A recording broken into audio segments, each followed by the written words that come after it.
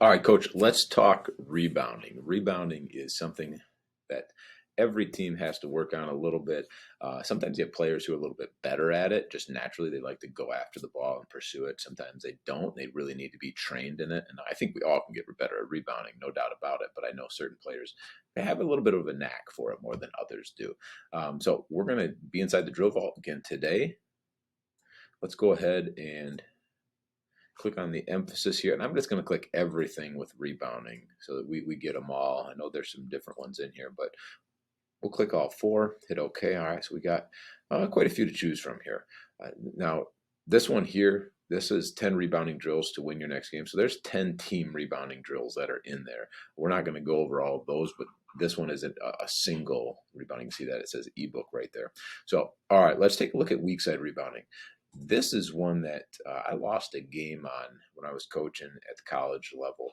My point guard was on the weak side, should have blocked out the backside, and didn't, failed to do it, and we exited the tournament because of it. Now that's not the only reason that we lost the game, but it was definitely at a crucial moment when we could have easily just backed up about 3 feet, secured the rebound, or got the foul. We didn't. So weak side rebounding is something that I make sure that I make a focal point, especially as we're going into tournaments. We do not want to give up something on the backside that we can easily have. And it's a habit.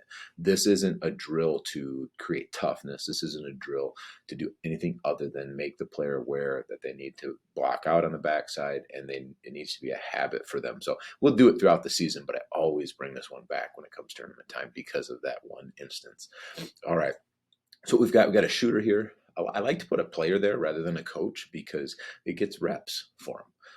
Sometimes you can make this a 4-player drill and purposely, now we've got 4 over here, but purposely have a defender kind of run out with a hand up. So we're shooting.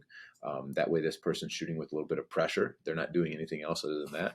But for right now, let's just go ahead and say it's set up like this. We've got the shooter shooting the ball. This is our backside help guy. We make them say low. So what we call our low man. If the low man here is down there communicating, they should be in the drill.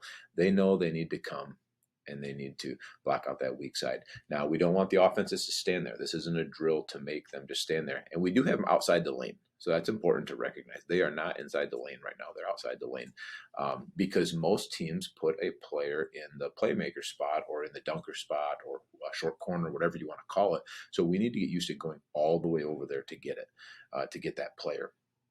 So we tell the offensive player, though, we're going on the high side. I don't want you fighting down below, get underneath the backboard. That doesn't help us at all. Fight over this top side when we're blocking out. Makes it harder on a defender, so they've got to really focus and concentrate on keeping the offensive player off the glass, but it also gives our offensive guy a chance to get some reps in how do we want to rebound the ball. If we can't get our 2 hands on it, we're going to tip it so we don't get an over the back call, that kind of thing. All right, so when we move over here, now we've got to set up as a 4-player drill. And so we have that shooter again, and you could have somebody come out, put a hand up as they're shooting, so they're just shooting under pressure. Maybe these 2 players switch back and forth, and getting some reps in. But we've got our help side man here, and then we've got this player who's guarding the shooter out here. Now, depending on your scouting report, sometimes we have X2 get all the way under the hoop in the help side. Sometimes we have them stay just underneath the post player so that we can quickly get around if there's a drive or anything and they can't get a dump off.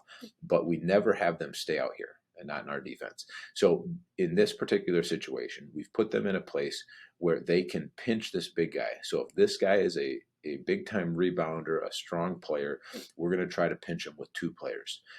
We tell X2, if there's ever a drive and a kick out here, that's still your responsibility to get out to that player. But in this drill, we know that we're going to have a shooter right now.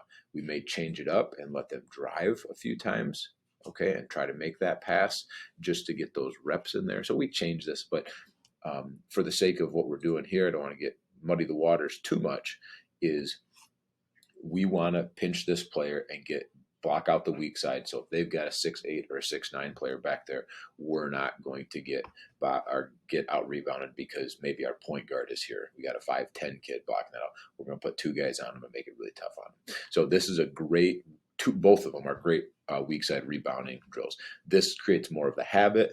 this is a special situation drill. So, Coach, hopefully that helps you out. Let's take a look at one more. We're just going to get 2 of them in today. And then, again, this is a habit drill. It's one that I like doing. 2 versus 1. We want players to get used to finding somebody to box out. And while we can't guarantee every player is going to get boxed out, we certainly can make sure that the ones closest to the hoop have the hardest time getting the ball. And that's what we do in this drill. So we've got players on both sides. They don't have to be perfectly positioned like a free throw or whatever here. But these 2 players, the goal is they have to find this player. Now, this player can move this way, it can move this way, they can do whatever they can. But X4 is not letting them get in this side of the lane. X5 is not letting them get on this side of the lane. So we're not going to stand there and look and watch to see where the rebound goes. We're going to go, we're going to find somebody to block out. And in this case, it happens to be just one person that we're going to block out, but this person can go wherever they would like. This is a habit drill. So this is getting them used to it. Now, one thing I'll point out, I know I said we're only going to do 2 drills. I talk to my players a lot about where's the rebound going to go. Short shots have short rebounds. We're talking about 6 feet and in. When you start shooting 3-pointers, you're starting to talk about rebounds that come 10 to 12 feet from the rim. I don't want my players running. If there's a shooter out here, I don't want X5 running all the way out here to block this player out. I do want him to get here so that if this player comes in, we can deter them from getting all the way to the hoop. But we want to be smart about where our rebounds are. We know that almost every rebound in a game lands 12 feet and in. Almost every. So we want our rebounders 12 feet in. If we have a defender who's out here and that guy's not a shooter or he's not involved in this, we want him stepping into this spot. Now, of course, if we see this player starting to go in, then we would want to stop them first.